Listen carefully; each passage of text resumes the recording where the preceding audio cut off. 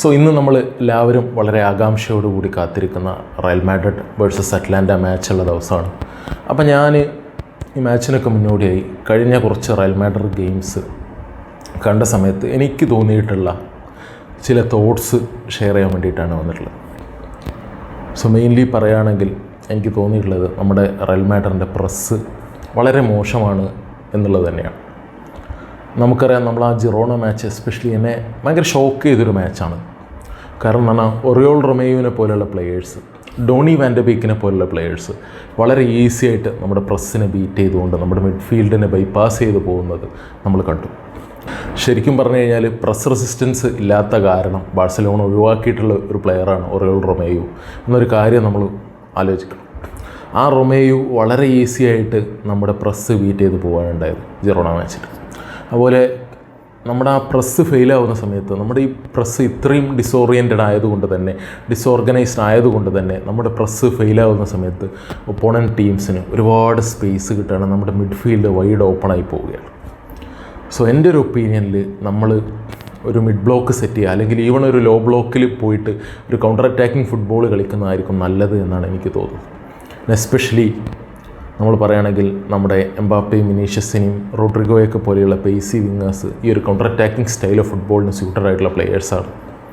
മറ്റൊരു കാര്യം എനിക്ക് പോയിൻ്റ് ഔട്ട് ചെയ്യാനുള്ളത് എന്താണെന്ന് വെച്ച് കഴിഞ്ഞാൽ, നമ്മുടെ ഈ ഒരു പ്രസ്സിങ് സിസ്റ്റം അത് ആഞ്ചലോട്ടിയാണ് ഇത് ഇംപ്ലിമെൻറ്റ് ചെയ്യേണ്ടത്. ആഞ്ചലോട്ടി തൻ്റെ കരിയറിൽ ഒരിക്കലും ഒരു പ്രസ്സിങ് സിസ്റ്റം ഇംപ്ലിമെൻറ്റ് ചെയ്യാത്തൊരു കോച്ചാണ്. മാത്രമല്ല അദ്ദേഹം നമുക്കറിയാം ഒരു അരിഗോ സാച്ചിയുടെ മിലാൻ സൈഡിലൊക്കെ കളിച്ചിട്ടുള്ളൊരു പ്ലെയറാണ്. അപ്പോൾ അന്നത്തെ ആ ഒരു ഇറ്റാലിയൻ കൗണ്ടർ അറ്റാക്കിംഗ് ഫുട്ബോളിൻ്റെ ഒരു മാസ്റ്ററായിട്ടുള്ളൊരു വ്യക്തിയാണ്. അപ്പോൾ എനിക്ക് തോന്നുന്നു ആ ഒരു കൗണ്ടർ അറ്റാക്കിംഗ് ഫുട്ബോൾ തന്നെ ആയിരിക്കും അണ്ടർ ആഞ്ചലോട്ടി റയൽ മാഡ്രിഡിന് സൂട്ടാവുക. ഒരു പ്രസ്സിങ് സിസ്റ്റം വേണം തന്നെയാണ് ഞാൻ ആഗ്രഹിക്കുന്നത്. സത്യം പറഞ്ഞാൽ എനിക്ക് റയൽ മാഡ്രിഡിൻ്റെ കോച്ചാവാൻ ഏറ്റവും ആഗ്രഹമുള്ള ഒരാൾ, one of my favourite coaches, അത് എർഗൻ ക്ലോപ്പാണ്. അപ്പോൾ അത് ഞാൻ പലപ്പോഴും പറഞ്ഞിട്ടുണ്ട്. അപ്പോൾ അതുപോലെ തന്നെ നമുക്ക് ചാബി അലോൺസോ വരികയാണെങ്കിൽ അദ്ദേഹവും ഒരു പ്രസ്സിങ് സിസ്റ്റത്തിന് കീഴിൽ ഒരുപാട് കാലം കളിച്ചിട്ടുള്ള ഒരു പ്ലെയറാണ്. അപ്പോൾ എനിക്ക് തോന്നുന്നു ഇതുപോലെയുള്ള നല്ല പ്രസ്സിങ് ഫിലോസഫിയുള്ള കോച്ചസ് വരികയാണെന്നുണ്ടെങ്കിൽ റയൽ മാഡ്രിഡിന് ഒരു പ്രസ്സിങ് സിസ്റ്റം അഡോപ്റ്റ് ചെയ്യാൻ വേണ്ടി പറ്റും. പക്ഷെ ഇപ്പോഴത്തെ ഒരു ടൈമിൽ നമ്മളൊരു പ്രസ്സിങ് സിസ്റ്റം അഡോപ്റ്റ് ചെയ്യാൻ വേണ്ടി നോക്കുന്നത് അതൊരു സൂയിസൈഡൽ മിഷനായിട്ടാണ് എനിക്ക് തോന്നുന്നത്. പിന്നെ പ്ലെയേഴ്സിനെ പറ്റി പറയുകയാണെങ്കിൽ ആദ്യം തന്നെ എൻ്റെ ഫേവറേറ്റ് പ്ലെയറിൽ നിന്ന് തന്നെ തുടങ്ങാം, ഫെഡെ വാൽവർഡെ. ഞാൻ പലപ്പോഴും പറയാറുണ്ട്, ഈ റയൽ മാഡ്രിഡ് ലൈനപ്പിൽ എൻ്റെ ഏറ്റവും ഫേവറേറ്റ് പ്ലെയർ ഫെഡെ വാൽവർഡെയാണ്. ദ ഫാൽക്കൺ എന്നൊക്കെ പറയാവുന്ന റയൽ മാഡ്രിഡിൻ്റെ ഗാർഡിയൻ ഏഞ്ചൽ, ഡിഫൻസിലും ഒഫൻസിലുമൊക്കെ എപ്പോഴും നമ്മളെ മുന്നിൽ നിന്ന് നയിക്കുന്ന നമ്മുടെ ഹീറോ. പക്ഷെ ഞാൻ അധികം എപ്പോഴും വാൽവർഡയെ പറ്റി പറയാറില്ല. കാരണം എന്താണെന്ന് പറഞ്ഞാൽ എല്ലാവരും വാൽവർഡയെ പറ്റി ഒരുപാട് സംസാരിക്കുന്നുണ്ട്. അപ്പോൾ അതുകൊണ്ടാണ് ഞാൻ പൊതുവെ ആളുകൾ അത്രയും സംസാരിക്കാത്ത ഫെർലാൻ മെൻഡിയെ പോലെയുള്ള, വിനീഷ്യസ് ജൂനിയറെ പോലെയുള്ള പ്ലെയേഴ്സിനെ പറ്റി കൂടുതൽ സംസാരിക്കാൻ വേണ്ടി ശ്രമിക്കാറുള്ളത്. ഇനി വാൽവർഡയെ പറ്റി പറയുകയാണെങ്കിൽ എനിക്ക് തോന്നുന്നത് ഇപ്പം നമ്മൾ കാണുന്നത് എന്താണെന്ന് വെച്ച് കഴിഞ്ഞാൽ, അർഡാ ഗുലേറിനെ ഇപ്പോൾ ജിറോണ മാച്ചിലൊക്കെ റൈറ്റ് വിങ്ങിൽ കളിപ്പിക്കുന്ന സമയത്ത് അവിടെ ഒരു ഡിഫൻസീവ് കോൺട്രിബ്യൂഷൻ ഗുലേറിൻ്റെ ഭാഗത്തു നിന്ന് ഉണ്ടാവുന്നില്ല. ഗുലർ നല്ല രീതിയിൽ പ്രസ് ചെയ്യുന്നുണ്ട്, പക്ഷേ അതിനപ്പുറത്തേക്ക് ടാക്കിൾസോ ഇൻ്റർസെപ്ഷൻസോ നടത്താൻ അർഡാ ഗുലറിനെ കൊണ്ട് പറ്റുന്നില്ല. അപ്പോൾ ഫെഡെ വാൽവർഡെക്ക് സ്വാഭാവികമായിട്ടും അവിടെ വൾണറബിൾ ആയിട്ടുള്ള ലൂക്കാസ് വാസ്കസിന് കവർ കൊടുക്കാൻ വേണ്ടി വാൽവർഡെ നിർബന്ധിതമാവുകയാണ്. അപ്പം അത്തരമൊരു സിനാരിയോ വരുന്ന സമയത്ത് ഫെഡെ വാൽവർഡയുടെ ആ ഒരു ഒഫൻസീവ് ഔട്ട്പുട്ട് കട്ട് ഡൗൺ ആയി പോവുകയാണ്. വാൽവർഡെ നമുക്കറിയാം, വാൽവർഡെ ആ ഒരു മിഡ്ഫീൽഡിലൂടെ ഇടിച്ച് കയറി വരുന്ന സമയത്ത് ലോകത്തിൽ ആ വാൽവർഡെ ആ ബോൾ ക്യാരിങ് ചെയ്യുന്ന സമയത്ത് ലോകത്തിൽ തന്നെ ഏറ്റവും ഡേഞ്ചറസ് ആയിട്ടുള്ള പ്ലെയർ ഫെഡെ വാൽവർഡെയാണ്. നമ്മളെ ലിവർപൂളിനെതിരായ ചാമ്പ്യൻസ് ലീഗ് മത്സരത്തിലൊക്കെ നമ്മൾ കണ്ടാണ്, അദ്ദേഹം ബോൾ ക്യാരി ചെയ്യുന്ന സമയത്ത് വളരെ വളരെ ഡേഞ്ചറസ് ആയ ഒരു ത്രെട്ടാണ്. ആ ഫെഡെയാണ് സത്യം പറഞ്ഞാൽ നമുക്കിപ്പോൾ നഷ്ടപ്പെട്ടു പോകുന്നത്. അപ്പോൾ എനിക്ക് തോന്നുന്നു ഈ ഫെഡയെ ഒരു കംപ്ലീറ്റ് ഡിഫെൻസീവ് ഓവർലോഡ് എടുത്തിട്ട് അദ്ദേഹത്തിൻ്റെ തലയിൽ വെച്ച് കൊടുക്കാതെ നമ്മൾ ഫെഡയുടെ കൂടെ നമ്മളൊരു മൊബിലിറ്റി കുറവുള്ള, നല്ല രീതിയിൽ ഡിഫെൻസീവ് ആട്രിബ്യൂട്ട്സ് ഉള്ള ഡാനി സെബായോസിനെ പോലുള്ള അല്ലെങ്കിൽ കമവിംഗയെ പോലുള്ള ഒരു പ്ലെയർ ഡിപ്ലോയ് ചെയ്യണമെന്നാണ് എനിക്ക് തോന്നുന്നത്. ഒരു പക്ഷേ ആഞ്ചലോട്ടി അറ്റ്ലാന്റയ്ക്കെതിരെ ലൂക്കാ മോഡ്രിച്ചിനെ സ്റ്റാർട്ട് ചെയ്യാൻ വേണ്ടിയിട്ടുള്ള ഒരു ചാൻസ് ഞാൻ കാണുന്നുണ്ട്. പക്ഷേ അത് ഫെഡയെ വീണ്ടും ഓവർലോഡ് ചെയ്യുന്ന ഒരു പോസിബിലിറ്റിയിലേക്കാണ് അത് കൊണ്ടുവന്ന് എത്തിക്കുക.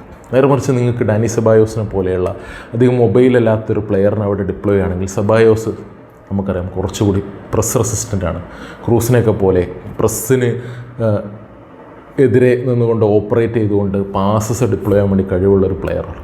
അപ്പോൾ ശരിക്കും ഞാൻ കഴിഞ്ഞ സീസണിൽ ഏറ്റവും അധികം റയൽ മാഡ്രിഡിൻ്റെ മാച്ചസ് എൻജോയ് ചെയ്തത് ടോണി ക്രൂസും ഫെഡെ വാൽവർഡയും ഒന്നിച്ച് കളിച്ചിരുന്ന ആ ഒരു ഡബിൾ പിവോട്ട് ഫോം ചെയ്തൊരു സമയത്താണ് അതൊരു ഭയങ്കര രസമായിരുന്നു കേട്ടോ. ക്രൂസ് അവിടെ നിന്നുകൊണ്ട് മിഡ്ഫീൽഡ് ഇങ്ങനെ ഡിക്റ്റേറ്റ് ചെയ്യുന്നു, ലോങ് പാസുകൾ കൊടുക്കുന്നു. ഫെഡെ വാൽവർഡെ ബോൾ ക്യാരി ചെയ്തുകൊണ്ട് ഒപ്പോസിഷൻ ഡിഫൻസിന് നിരന്തരം തലവേദന സൃഷ്ടിച്ചുകൊണ്ടിരിക്കുന്നു. ഇനി ക്രൂസിനെ മറികടന്നുകൊണ്ട് ഒപ്പോസിഷൻ പ്ലെയേഴ്സ് ചില സമയത്ത് പോകുന്ന സമയത്ത് വാൽവർഡെ അദ്ദേഹത്തിൻ്റെ ആ ഒരു സ്പീഡ് ഉപയോഗിച്ചുകൊണ്ട് ഡിഫൻസിൽ ഓടി നടന്ന് പണിയെടുക്കും. അതൊരു വളരെ ബ്യൂട്ടിഫുൾ ആയിട്ടുള്ളൊരു ടൈമാണ്. സോ വാൽവർഡയുടെ വീക്ക്നെസ് നമുക്കറിയാം അദ്ദേഹത്തിൻ്റെ ലോങ് പാസിങ് എബിലിറ്റി ആയിരുന്നു എന്നാണ് പൊതുവെ പറയാറുള്ളത്. അപ്പോൾ വാൽവർഡയുടെ കൂടെ ഒരു ലെസ് മൊബൈലായിട്ടുള്ള നല്ല രീതിയിൽ ലോങ് പാസ് കൊടുക്കാൻ വേണ്ടി പറ്റുന്ന ഒരു പ്ലെയറെയാണ് നമുക്ക് ആവശ്യം. പക്ഷേ വാൽവർഡയുടെ വീക്ക്നെസ് ലോങ് പാസ് ആണെന്ന് പറയുമ്പോഴും ഈ ഒരു സീസണിൽ നമ്മൾ പലപ്പോഴും കണ്ടു ആ വാൽവർഡയുടെ ഭാഗത്ത് നിന്ന് ക്രൂസിനെ റിമെയിൻ ചെയ്യുന്ന ആ റയൽ മാഡ്രിഡിൻ്റെ നമ്പർ 8 ലെഗസി ഫുട് ഫോർവേഡ് ചെയ്യുന്ന ഒരുപാട് നല്ല ലോങ് പാസുകൾ നമ്മൾ കാണുന്നുണ്ട്.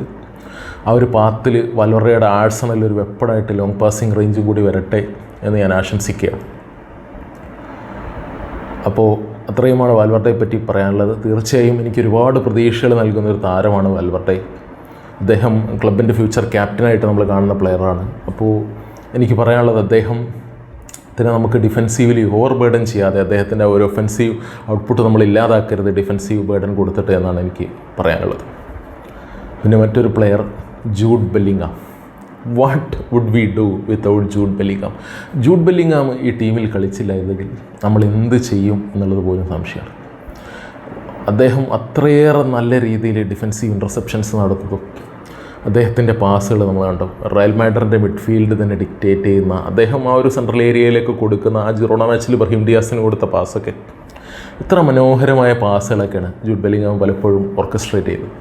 അതുപോലെ ടീമിൻ്റെ ഒരു ലീഡറായിട്ട് അദ്ദേഹം വർക്ക് ചെയ്യുന്നത് നമ്മൾ കണ്ടു. മൈതാന മധ്യത്ത് അർഡ ഗുലറിനോട് ദേഷ്യപ്പെട്ട് സംസാരിക്കുന്ന ബെല്ലിംഗാമിനെ നമ്മൾ കണ്ടു. എന്നാൽ ഒരുപാട് ഓപ്പർച്യൂണിറ്റീസ് ഗുലറിന് വേണ്ടി ക്രിയേറ്റ് ചെയ്ത് കൊടുക്കുക, ഒരു ബ്രദറിനെ പോലെ അദ്ദേഹത്തിന് ഹഗ് ചെയ്യുന്ന സപ്പോർട്ട് ചെയ്യുന്ന ഒരു ബെല്ലിംഗാമിനെ നമ്മൾ കണ്ടു. ആ ഒരു പിച്ചിൽ റയൽ മാഡ്രിഡിൻ്റെ ലീഡറായിട്ട് ക്യാപ്റ്റനായിട്ട് ആക്ട് ചെയ്യുന്ന ഒരു നാച്ചുറൽ ലീഡർ തന്നെയാണ് ബെല്ലിംഗാം. എനിക്ക് ഭയങ്കര ഇഷ്ടപ്പെട്ടു. അതുപോലെ ബെല്ലിംഗാമിൻ്റെ ആ ഒരു ജിറോണക്കെതിരായിട്ടുള്ള ഗോള്, ആ ഒരു ഡബിൾ നെറ്റ്മെഗ് ഗോൾ, എനിക്ക് പേഴ്സണലി ഡബിൾ നെറ്റ്മെഗ് ഗോളുകൾ ഭയങ്കര ഇഷ്ടമാണ്. കാരണം എൻ്റെ ഏറ്റവും ഫേവറേറ്റ് പ്ലേയേഴ്സിലുള്ളായിരുന്ന റൊണാൾഡോ നെസാരിയോയുടെ ആ ഒരു 2002 വേൾഡ് കപ്പിലെ ഡബിൾ നെറ്റ്മെഗ് ഗോള് എനിക്ക് തോന്നുന്നത് തുർക്കിക്കെതിരായിരുന്നു എന്നാണ് എൻ്റെ ഓർമ്മ. അതെനിക്ക് ഭയങ്കര ഇഷ്ടപ്പെട്ടൊരു ഗോളാണ്. ആ ഒരു ജിറോണക്കെതിരെ അദ്ദേഹം ഡിഫൻഡറുടെയും ഗോൾ കീപ്പറുടെയും കാലിനിടയിലൂടെ ആ ഡബിൾ നെറ്റ്മെഗ് ചെയ്തിട്ട് നേടിയ ആ ഗോള് ഒരു one of my absolute favourite ഗോൾസാണത്. So anyway Bellingham a classy player. ഇനി പറയുകയാണെങ്കിൽ അർഡ ഗുലറിനെ പറ്റി പറയുകയാണെങ്കിൽ എല്ലാവരും പൊതുവെ പറയാറുണ്ട്, റയൽ മാഡ്രിഡ് ഫാൻ ബേസ് എന്നെ ക്രിട്ടിസൈസ് ചെയ്യുന്നൊരു സംഭവം, നിങ്ങളൊരു ഭയങ്കര അർഡ ഗുലർ ഫാൻ ബോയ് ആണ്, you have an Arda Guler agenda എന്നൊക്കെ പറയാറുണ്ട്.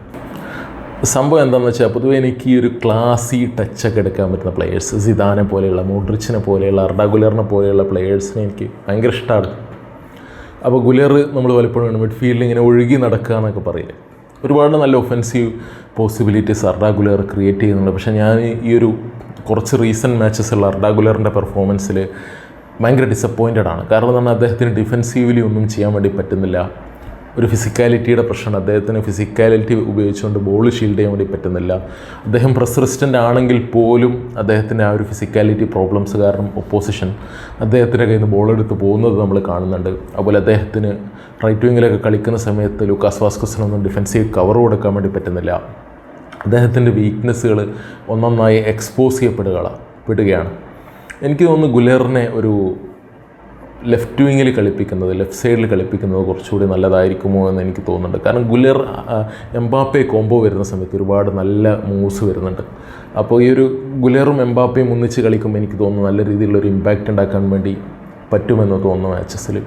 പിന്നെ പറയുകയാണെങ്കിൽ പലപ്പോഴും അർഡ ഗുലർ ബെഞ്ചിലേക്ക് നോക്കിയിട്ട് ആഞ്ചലോട്ടിയെ നോക്കി നിൽക്കുന്നത് കണ്ടു, ഇൻസ്ട്രക്ഷൻസിന് വേണ്ടിയിട്ട്. പലപ്പോഴും ഒരു ഒരു ക്രിയേറ്റീവ് ഫോഴ്സാണ് ഗുലർ എന്ന് പറയുമ്പോഴും ആ ഒരു പിച്ചിൻ്റെ ആ ഒരു സിറ്റുവേഷൻസിനനുസരിച്ച് എന്ത് ചെയ്യണമെന്ന് ഉള്ള ഒരു ഡിസിഷൻസ് എടുക്കാൻ ഗുലറിന് പറ്റാത്തതുപോലെയൊക്കെ തോന്നുന്നുണ്ട്.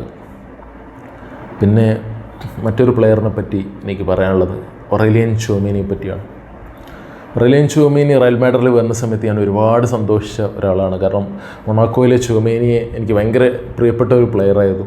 അദ്ദേഹം റയൽ മാഡ്രിഡിൽ വന്നിട്ട് നമ്മൾ കണ്ടു അദ്ദേഹം പ്രസ്സിനെ ബീറ്റ് ചെയ്യാൻ വേണ്ടി സ്ട്രഗിൾ ചെയ്യുന്നത്, അദ്ദേഹത്തിൻ്റെ പാസിംഗ് റേഞ്ച് ഇല്ലാതായി പോകുന്നത് നമ്മൾ കണ്ടു. പക്ഷേ കഴിഞ്ഞ മാച്ചിൽ സെൻറ്റർ ബാക്കായി ചുവമേനി കളിച്ച സമയത്ത് ആ ഒരു പെർഫോമൻസ് എനിക്ക് ഇഷ്ടപ്പെട്ടു. കാരണം എന്ന് പറഞ്ഞാൽ അദ്ദേഹത്തിന് കുറച്ചുകൂടി ഒരു സ്പേസ് കിട്ടുന്നുണ്ട്, കുറച്ചുകൂടി ഒരു ഓൺ ദ ബോൾ ടൈം കിട്ടുന്നത് സെൻറ്റർ ബാക്കായി കിട്ടുന്ന സമയത്ത്. അപ്പോൾ ആ ചുവമേനി കുറച്ചുകൂടി ബോൾ ക്യാരി ചെയ്യുന്നതും അദ്ദേഹം കുറച്ചുകൂടി നല്ല രീതിയിലുള്ള പാസസ് കൊടുക്കുന്നതൊക്കെ നമ്മൾ കാണുന്നുണ്ട്. പിന്നെ പറയുകയാണെന്നുണ്ടെങ്കിൽ ചുവമേനി നല്ല ഏരിയലബിലിറ്റി ഉള്ള ഒരു പ്ലെയറാണ്. അപ്പോൾ എനിക്ക് തോന്നുന്നു സെൻറ്റർ ബാക്കായിട്ടും ചുവമേനിക്ക് നല്ല രീതിയിൽ കോൺട്രിബ്യൂട്ട് ചെയ്യാൻ പറ്റും തന്നെയാണ് എനിക്ക് തോന്നുന്നത്. അപ്പോൾ എൻ്റെ ഒരു സജഷൻ എന്തായിരിക്കും എന്ന് വെച്ച് കഴിഞ്ഞാൽ റുഡിഗറിന് നമ്മൾ കുറച്ചുകൂടി റെസ്റ്റ് കൊടുക്കണം എന്നുള്ളതാണ്. റുഡിഗർ നമുക്കറിയാം, റുഡിഗർ എന്നൊക്കെ പറയും. റയൽ മാഡ്രിഡിൻ്റെ ചെൽസി ഫാൻസാണ് റുഡിഗർ എന്ന് വിളിച്ചു തുടങ്ങിയത്. അത്രയും അദ്ദേഹം ആ ഒരു മാച്ചിലേക്ക് കൊണ്ടുവരുന്ന ആ ഒരു ലീഡർഷിപ്പും എനർജിയും. പക്ഷെ എനിക്ക് തോന്നുന്നു റുഡിഗറിന് എന്തെങ്കിലും ഒരു ഇഞ്ചുറിയോ മറ്റോ വന്നു കഴിഞ്ഞാൽ നമ്മുടെ സീസൺ തന്നെ ഓവറായി പോകും. നമ്മൾ ഏറ്റവും ഇഷ്ടപ്പെടുന്ന ഒരു പ്ലെയറാണ്. അപ്പോൾ അദ്ദേഹത്തിന് കുറച്ചുകൂടി റെസ്റ്റ് കൊടുക്കണം ആഞ്ചലോട്ടി. ചുവമേനി അതുപോലെ റൗൾ അസൻസിയോ ഒരു കോംബോ ഇറക്കിയിട്ട് റുഡിഗറിന് ലെസ് ഇമ്പോർട്ടൻ്റ് ആയിട്ടുള്ള മാച്ചസിൽ റെസ്റ്റ് കൊടുക്കണം എന്നുള്ളതാണ് എൻ്റെ ഒരു സജഷൻ. പിന്നെ ഒബ്വിയസ്ലി നമുക്കെല്ലാവർക്കും സംസാരിക്കാനുള്ളത് എംബാപ്പയെ പറ്റിയാണ്. What do we do with Mbappe? ആ ഒരു ജിറോണ മാച്ചിൽ കമൻറ്റേറ്ററുടെ ആ ഒരു വേർഡ്സ് തന്നെയാണ് എംബാപ്പയെ പറ്റി റയൽ മാഡ്രിഡ് ഫാൻസിന് പറയാനുണ്ടാവുക. Mbappe stutters and stumbles. ഒരു ബാലൻസ് കിട്ടാത്ത, എത്തും പിടിയും കിട്ടാത്തൊരു എംബാപ്പയാണ് നമ്മൾ ഈയിടെ കാണുന്നത്. എംബാപ്പയെ പറ്റി പറയുകയാണെങ്കിൽ അദ്ദേഹം ഡിഫിക്കൽട്ട് ചാൻസസ് ഫിനിഷ് ചെയ്യുന്നുണ്ട്, ഈസി ചാൻസസ് ഫിനിഷ് ചെയ്യാൻ വേണ്ടി പറ്റുന്നില്ല. എനിക്ക് തോന്നുന്നു ഈ ഒരു ഡിഫിക്കൽട്ട് ചാൻസസ് ആയി വരുന്ന സമയത്ത് ഗോൾ പ്രോബബിലിറ്റി കുറവാണ്. അപ്പോൾ അദ്ദേഹത്തിൻ്റെ മുകളിലുള്ള പ്രഷർ കുറവാണ്. അപ്പോൾ അദ്ദേഹം ഗോൾസ് സ്കോർ ചെയ്യുന്നുണ്ട്. എന്നാൽ തൻ്റെ മുകളിൽ എക്സ്പെക്റ്റേഷൻസ് വരുന്ന സമയത്ത് എംബാപ്പയ്ക്ക് അതിനൊത്ത് ഉയരാൻ വേണ്ടി പറ്റുന്നില്ല. അപ്പോൾ ഇതൊരു മെൻ്റൽ ഇഷ്യൂ ആണെന്നൊക്കെ പറഞ്ഞിട്ടൊക്കെ ഒരുപാട് പേര് പറയുന്നുണ്ട്. പക്ഷേ ഇനിയിപ്പോൾ ഇതിപ്പോൾ ഇത്രയും ദിവസമായില്ലേ, ഇപ്പോൾ എംബാപ്പയുടെ ഈ ഒരു പെർഫോമൻസിന് എന്ത് ജസ്റ്റിഫിക്കേഷൻ കൊടുക്കാൻ വേണ്ടി പറ്റുമെന്ന് എനിക്കറിയില്ല. എനിവേ, ഇനിയിപ്പോൾ ഇവിടെ വരുന്ന ക്വസ്റ്റ്യൻ എന്ന് പറയുന്നത് വിനീഷ്യസ് തിരിച്ചു വരുന്ന സമയത്ത് ആരാണ് സെൻറ്ററിൽ കളിക്കേണ്ടത് എന്നുള്ളതാണ്. ഇവിടെ വിനീഷ്യസ് സെൻറ്ററിൽ കളിക്കുകയാണെങ്കിലുള്ള ഒരു അഡ്വാൻറ്റേജ് എന്ന് പറഞ്ഞാൽ വിനീഷ്യസിന് ആ ഒരു ഡിഫെൻസീവ് വർക്ക് ലോഡ് കുറഞ്ഞു കിട്ടും. അപ്പോൾ വിനീഷ്യസിന് കുറച്ചുകൂടി നല്ല രീതിയിൽ മാച്ച് ഫിറ്റായിട്ട് ഇരിക്കാൻ വേണ്ടി പറ്റും. കാരണം സെൻട്രലാണല്ലോ അദ്ദേഹം ഓപ്പറേറ്റ് ചെയ്യുന്നത്. പക്ഷേ അവിടുത്തെ പ്രോബ്ലം എന്താണെന്ന് പറഞ്ഞാൽ എംബാപ്പയെ ലെഫ്റ്റ് വിങ്ങിൽ കളിപ്പിക്കുന്ന സമയത്ത് എംബാപ്പയ്ക്ക് അദ്ദേഹത്തിൻ്റെ നാച്ചുറൽ പൊസിഷൻ കിട്ടും. എംബാപ്പയ്ക്ക് കുറച്ചുകൂടി നല്ല രീതിയിൽ പെർഫോം ചെയ്യാൻ വേണ്ടി പറ്റും. പക്ഷേ അവിടെ നമ്മുടെ ലെഫ്റ്റ് വിങ് ഡിഫെൻസീവ്ലി ഭയങ്കര വീക്കാവും. അപ്പോൾ അവിടെ ആ ഒരു വഴിയിലൂടെ ഗോൾസ് വരാനുള്ളൊരു പോസിബിലിറ്റി അവിടെ ഉണ്ട്. ഈവൻ ടോണി ക്രൂസും വിനീഷ്യസ് ജൂനിയറും കളിച്ച സമയത്ത് പോലും ഒപ്പോണൻസ് പലപ്പോഴും നമ്മുടെ ലെഫ്റ്റ് വിങ് ടാർഗറ്റ് ചെയ്തിരുന്നു. കാരണം നമ്മുടെ ലെഫ്റ്റ് വിങ്ങിൽ എപ്പോഴും ഒരു ഡിഫെൻസീവ് വൾണറബിലിറ്റി ഉണ്ടായിട്ടുണ്ട്. കാരണം നമ്മൾ ആ ഒരു വിങ് ഭയങ്കരമായിട്ട് ഒഫെൻസീവ്ലി യൂസ് ചെയ്യുന്നത് കാരണം. മാത്രമല്ല ലോകത്തിലെ ഏറ്റവും ബെസ്റ്റ് ലെഫ്റ്റ് വിങ്ങർ വിനീഷ്യസ് ആണ്. അപ്പോൾ ആ വിനീഷ്യസിനെ ആ വിങ്ങിൽ നിന്ന് മാറ്റി എംബാപ്പെ അവിടെ കളിപ്പിക്കുന്നത് ജസ്റ്റിഫൈഡ് ആണോ എന്നുള്ളൊരു ചോദ്യം കൂടെ അവിടെ ഉദിക്കുന്നുണ്ട്. പിന്നെയുള്ള ഓപ്ഷൻ ഒബ്വിയസ്ലി എംബാപ്പയെ സെൻറ്ററിൽ കളിപ്പിക്കുക എന്നുള്ളതാണ്. അപ്പോൾ എംബാപ്പയെ സെൻറ്ററിൽ കളിപ്പിക്കുന്ന സമയത്ത് എംബാപ്പെ സ്ട്രഗിൾ ചെയ്യും. പക്ഷേ എനിക്ക് തോന്നുന്നത് ഇതിനുള്ള ഒരു സൊല്യൂഷൻ എന്ന് പറയുന്നത് ജൂഡ് ബെല്ലിംഗാമിനെയും എംബാപ്പയെയും ഒന്നിച്ച് സെൻറ്ററിൽ കളിപ്പിക്കുക എന്നുള്ളതാണ്. അതായത് ബെല്ലിംഗാം പ്രോപ്പർ നമ്പർ 10 ആയി കളിക്കട്ടെ, ബെല്ലിംഗാമിന് ഡിഫെൻസീവ് ഡ്യൂട്ടിയിൽ നിന്ന് കുറച്ച് റിലീവ് ചെയ്ത് കൊടുക്കുക.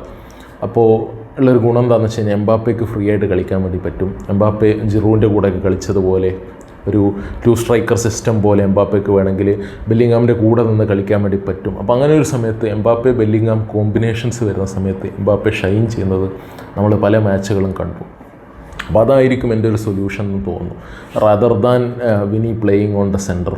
പക്ഷെ വിനി പ്ലേയിങ് ഓൺ ദ സെൻറ്ററും നമുക്ക് ആ ഒരു മാച്ചിൽ നല്ല രീതിയിൽ തന്നെയാണ് തോന്നിയത്. കാരണം വിനീഷ്യസ് കുറേ കഴിയുന്ന സമയത്ത് ആ ഒരു സെൻട്രൽ റോളിലേക്ക് എംബാപ്പയെക്കാളും വളരെ നല്ല രീതിയിൽ അഡാപ്റ്റ് ചെയ്ത് വരുന്നത് നമ്മൾ കണ്ടു. മാത്രമല്ല വിനീഷ്യസിൻ്റെ ഒരു കാര്യം എന്താണെന്ന് വെച്ച് കഴിഞ്ഞാൽ അദ്ദേഹം ഒരുപാട് കാലം കരീം ബെൻസെമയുടെ കൂടെ കളിച്ച ആളാണ്. അപ്പോൾ ഒരു പ്രോപ്പർ നമ്പർ 9 എങ്ങനെയാണ് ഓപ്പറേറ്റ് ചെയ്യുന്നത് എന്ന് ഒരുപാട് കാലം അടുത്ത് നിന്ന് പഠിക്കാൻ വേണ്ടി വിനീഷ്യസിനെ പറ്റിയുണ്ട്. അപ്പോൾ ആ ഒരു എക്സ്പീരിയൻസ് ഒരു പക്ഷേ ഒരു ബിഗ് ഫാക്ടറായിരിക്കും. അപ്പോൾ വിനീഷ്യസ് സെൻട്രലിൽ കളിക്കുന്നതിലും ഞാൻ ഹാപ്പിയാണ്. പക്ഷേ ഈ ഒരു എംബാപ്പെ ജൂഡ് സെൻട്രലിൽ കളിക്കുന്നൊരു കോംബോ ഉണ്ടായാലും ഞാൻ ഹാപ്പിയാണ്.